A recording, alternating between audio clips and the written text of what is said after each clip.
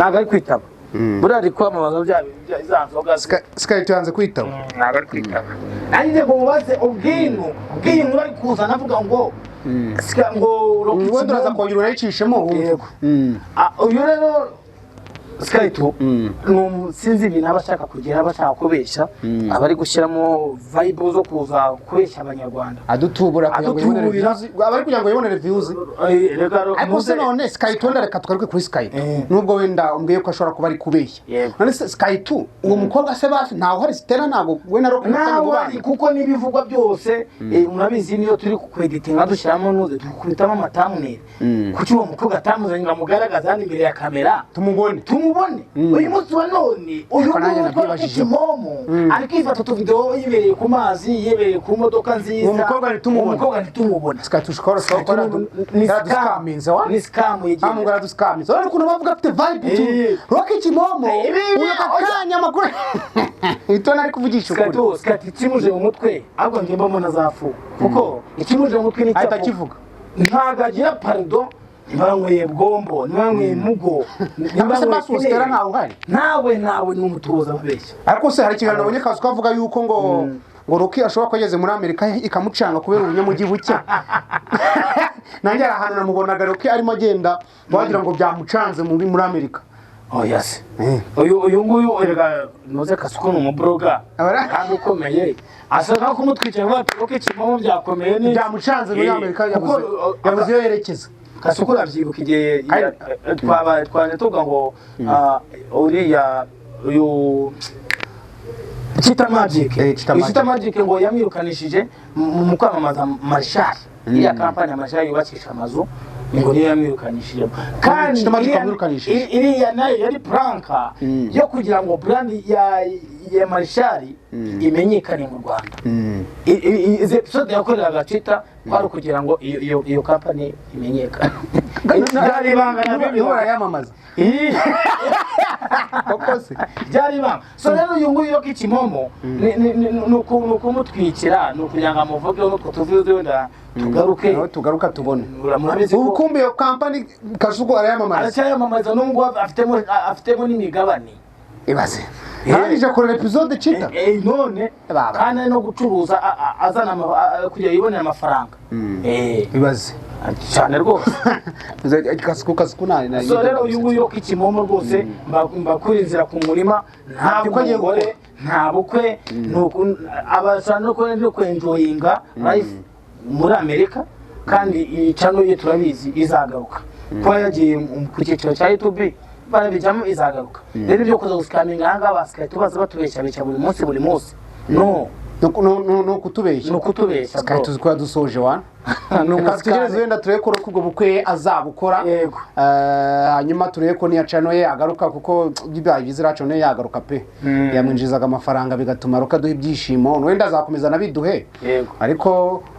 ntekereza ko rwose ira channel ishobora kuba yinjizaga amafaranga menshi niyo mpamvu ashobora kuba yahagurutse akajya kuyikurikirana so rero ubwo se twibaze abantu bari kuvuga ko Rock atazongera gusobanura filime nabyo ubwo birarangiye oya Rock Kimomo ibintu bya filime erega tujye twibuka umuntu ajya yibuka gakondo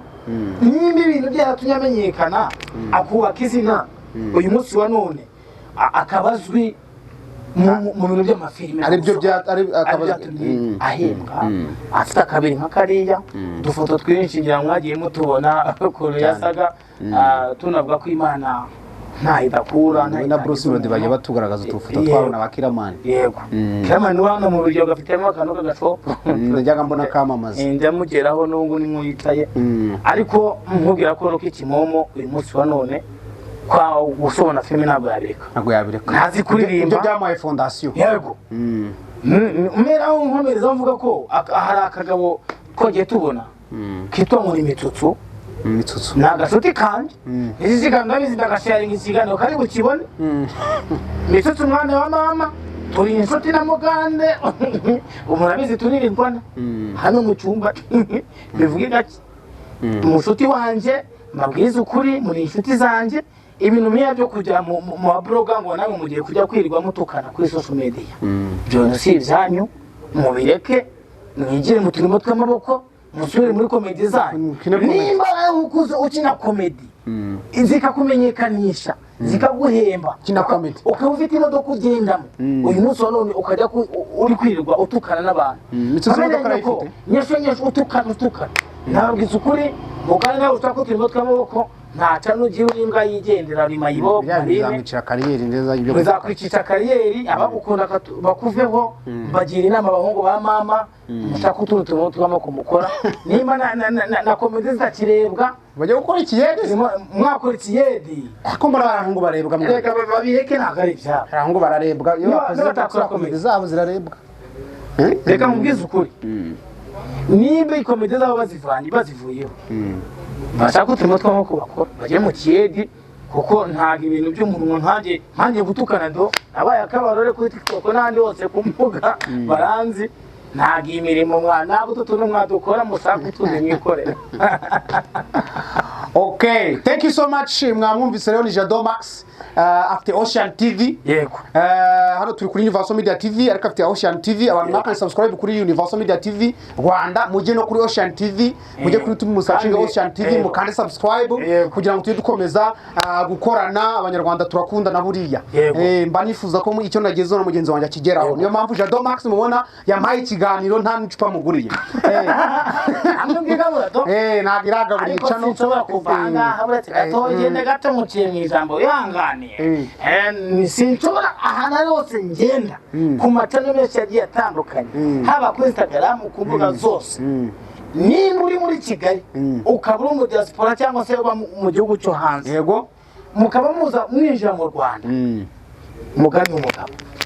uwo mugabo ninde uyu mugabo witwa Rujama Phone Shop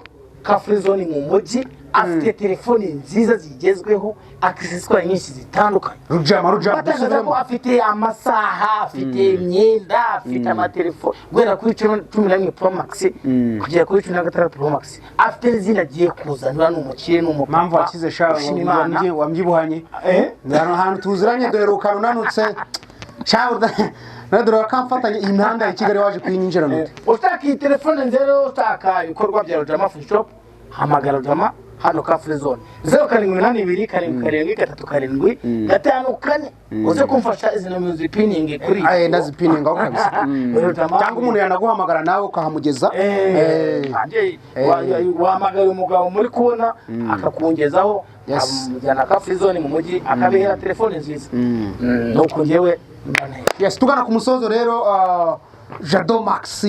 ahantu tuziranye rwose nkweruka rwose ibintu bitaracamo ugiye kujya mu bintu byo mu cyaro tugira ukuntu imihanda waje kuyinjirira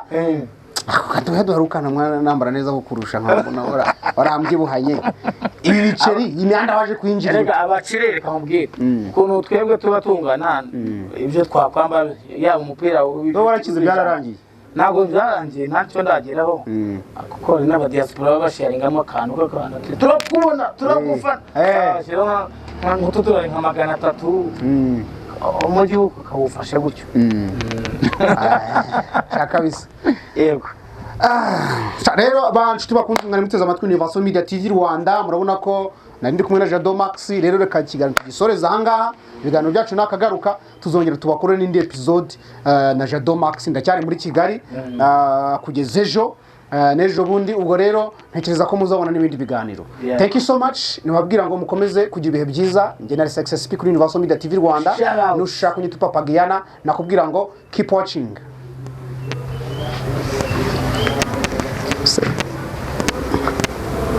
kiganiro